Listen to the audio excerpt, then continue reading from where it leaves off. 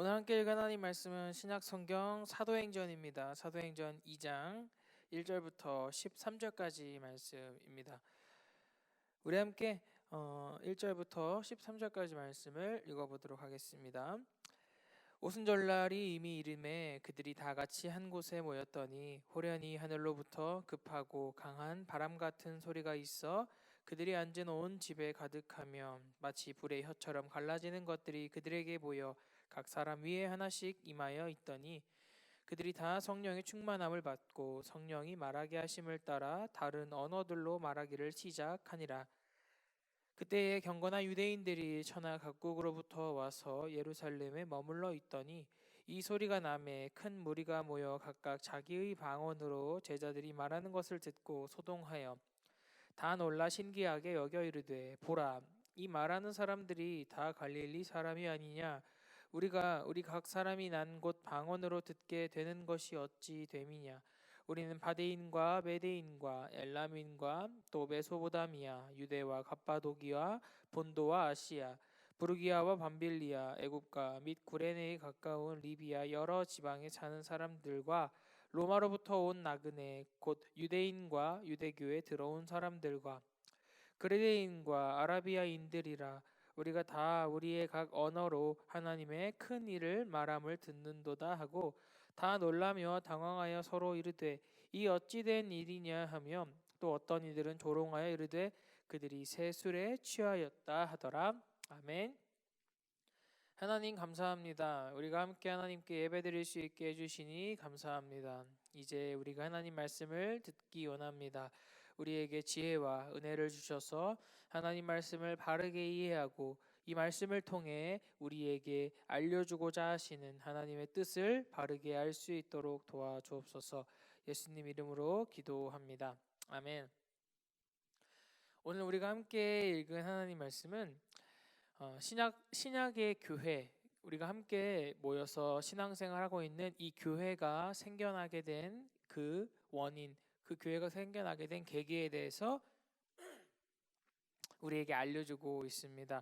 오늘 전사님은 여러분에게 세 가지를 얘기할 건데 오늘 이 말씀의 주인공은 바로 성령님이세요. 성령님. 오늘 전사님 여러분에게 알려줄 세 가지 성경 말씀은 첫 번째, 흔히 우리가 알고 있는 12명의 제자들이 어떻게 위대한 12명의 사도가 되었는가입니다. 여러분, 우리가 잘 알다시피 예수님의 12제자들은 각자 다 단점이 아주 뚜렷한 사람들이었어요. 그 중에 많은 사람은 잘 못 배운 사람이기도 했습니다. 많이 공부하지 못했던 사람이기도 하고, 또 어떤 사람은 굉장히 성격이 급하고 다혈질이기도 했고, 또 어떤 사람은 겁이 많고, 또 어떤 사람은 비겁하기까지 했습니다. 그런데요, 여러분, 오늘 읽지 않은 말씀인데 우리가 13절까지 읽었는데 14절부터 보면 갑자기 이 12명의 굉장히 비겁했던 제자들이 위대한 사도가 되어서 수많은 사람들 앞에 예수님이 바로 그리스도이시다를 선포하고 있는 모습을 우리가 확인할 수가 있습니다. 여러분, 어떻게 해서 이 12명의 비겁한 제자들이 이렇게 위대한 사도가 될 수 있었을까요? 그것은 바로 하나님께서 이 제자들에게, 이 사도들에게 성령을 보내주셨기 때문이다입니다. 성령 하나님께서요, 제자들의 마음에 함께 계시기 시작했고 그 안에서 하나님을 사랑하고 자기의 목숨보다 하나님 말씀이 전파되는 것을 더 이 사람들이 소중히 생각하고 그것이 자신의 목숨을 다 내놓아도 충분히 가치 있는 일이다라는 것을 깨닫게 하셨기 때문에 이 비겁하게 예수님을 버리고 도망갔던 12명의 제자들은 성령님께서 그들에게 함께 하시는 그 순간부터 완전히 변화해서 위대한 새로운 사람이 되었다라는 것이에요. 두 번째로 성령님이 이 땅에 오셨다라는 것이 우리에게 주는 의미는 뭐냐면 바로 교회가 이 땅에 세워지게 되었다라는 것입니다. 물론 구약 시대에 있었던 그 수많은 사람들도요, 우리와 같이 교회를 이루고 있는 사람들입니다. 그러나 명시적으로 교회라는 것이 생기게 되는 것은 바로 성령님이 임하신 이후이다라는 것이죠. 오순절에 예수님께서 이제 승천하신 이후에 마가의 다락방에 수많은 사람들이 모여 있었어요. 이 사람들이 기다리면서 성령을 주시기를 기도했습니다. 그때 오늘 말씀 여러분이 읽은 것처럼 급하고 강한 바람이 막 그 방에 불었어요. 그래서 각 사람 머리 위에 마치 불의 혀처럼 갈라지는 것들이 막 보였대요. 성령께서 임하신 것들을 특별히 이 사람들에게만 눈으로 확인할 수 있게 보여주시는 거예요. 우리에게는 그렇게 눈으로 막 확인할 수 있고 막 급하게 강한 바람이 불고 막 불의 혀가 막 우리 머리 위에 갈라지는 것처럼 보이지는 않지만, 특별히 이 시대의 이 제자들, 이 사도들을 위해서 하나님께서는 성령을 눈으로 확인할 수 있도록 보여주셨다라는 것이죠. 그리고요, 이 12명의 사도들을 중심으로 바로 교회가 세워지게 됩니다. 최초의 교회인 예루살렘 교회가 세워지게 되고, 그 예루살렘 교회로부터 선교가 시작되고요. 그 다음이 바로 여러분이 잘 알다시피 바울 사도나 빌립 집사 같은 사람, 스데반 집사 같은 사람들이 전 세계로 퍼져나가게 되면서 바로 예수 그리스도께서 유일한 구세주이시다, 바로 그분만이 참 하나님이시다라고 믿는 우리 기독교가 전 세계에 이제 전파되게 된 것입니다. 여러분, 우리가 믿고 있는 그리스도, 우리가 믿고 있는 기독교, 그리고 우리가 함께 이 자리에 모여 있는 이 교회는요, 성령께서 이 땅에 오지 않으셨다면 결코 세워질 수 없었던 것이었다라는 것이에요. 그러니까 어떻게 생각해 보면 우리는 굉장히 하나님께 감사해야 한다라는 것이죠. 하나님께서 우리를 잊지 않으시고 이 땅에 성령을 보내시고 우리의 선배들, 우리보다 먼저 있었던 그 사람들을 사용하셔서 바로 이 교회라고 하는 이 땅에서 그 어떤 사람이 만들어낼 수 없는, 그 어떠한 단체도 만들어낼 수 없는 이렇게 위대한 하나님 말씀이 선포되고 생명의 말씀이 전해지는 이 교회가 세워지게 됐다라는 것이에요. 여러분, 성령이 이 땅에 임하셨다라는 것이 가지는 두 번째 의미는 바로 교회가 이 땅에 세워졌다라는 것입니다. 그리고 마지막 세 번째로, 성령께서 우리에게 임하심으로 우리에게 가장 중요하게, 우리가 가장 오늘 설교의 핵심이라고 할 수 있는, 우리가 가장 깊이 생각해 봐야 될 것은 뭐냐면요, 이제 하나님께서 우리와 영원히 함께 하시겠다라고 약속하신 것이 바로 성령이 임하신 사건이다라는 것입니다. 여러분, 예수님께서는 참 하나님이시지만요, 동시에 참 사람이셨어요. 그래서 예수님은 우리처럼 몸을 가지고 있는 사람이셨기 때문에 한 장소에만 계실 수밖에 없었다라는 것이에요. 그러니까 예를 들어 볼게요. 12명의 사도가 12지역에 퍼져서 막 전도를 해요.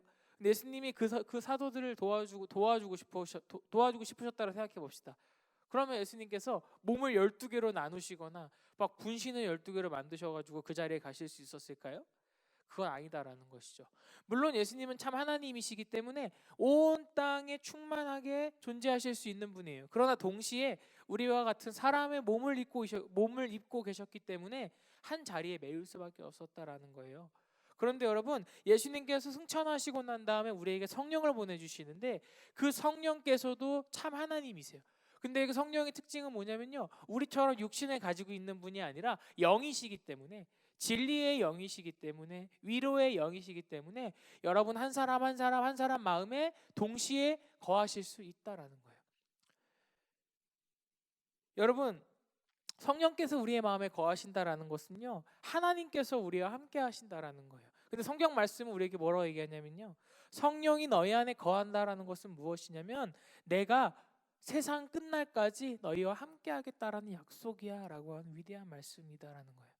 여러분, 우리가 하나님을 믿는다라는 것은 우리 안에 성령님께서 우리의 주인으로 거하신다라는 말과 같은 말이에요.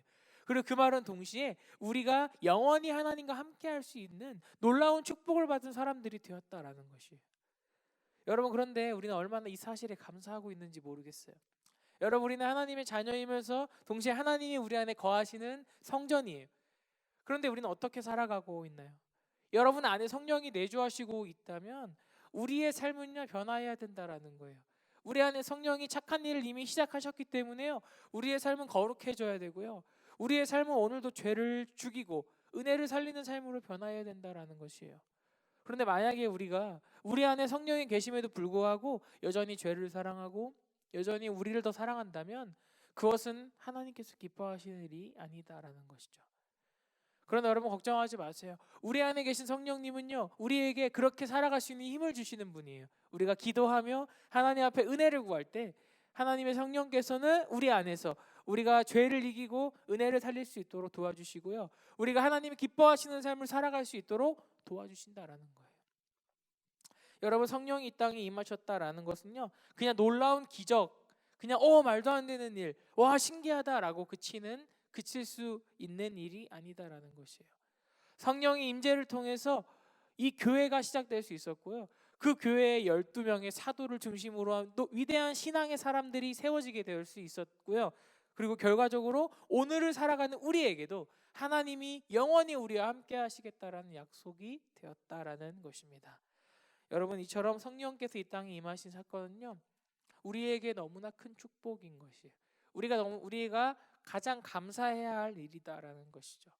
사랑하는 우리 초등부 친구들, 성령께서 임하셨다라고 하는 이 사실에 대해서 전쌤 여러분에게 세 가지를 들어서 설명해 주었습니다. 여러분, 이 말씀을 꼭 기억하고 오늘도 우리 안에 살아계시는 성령님을 기뻐하고 우리 안에서 살아계신 성령님께 감사하는 한 주를 보냈으면 좋겠습니다. 함께 기도하겠습니다. 하나님 감사합니다. 우리를 그냥 내버려 두지 않으시고 성령을 보내주신 하나님 감사합니다. 이제 우리 모두는 하나님의 성령이 거하시는 성전이 되었습니다. 우리는 성전과 같이 거룩한 사람이 될 수 있게 도와주시고, 우리의 삶은 하나님께서 기뻐하시며 우리의 삶은 이 교회를 사랑하는 삶이 될 수 있도록 도와주옵소서. 한 주간 살아갈 때도 하나님 힘 주시고 우리에게 지혜를 주시고 우리에게 은혜를 주셔서 이번 한 주도 죄와 맞서 싸울 수 있는 우리 모든 초등부 친구들 될 수 있도록 도와주옵소서. 예수님 이름으로 기도합니다. 아멘.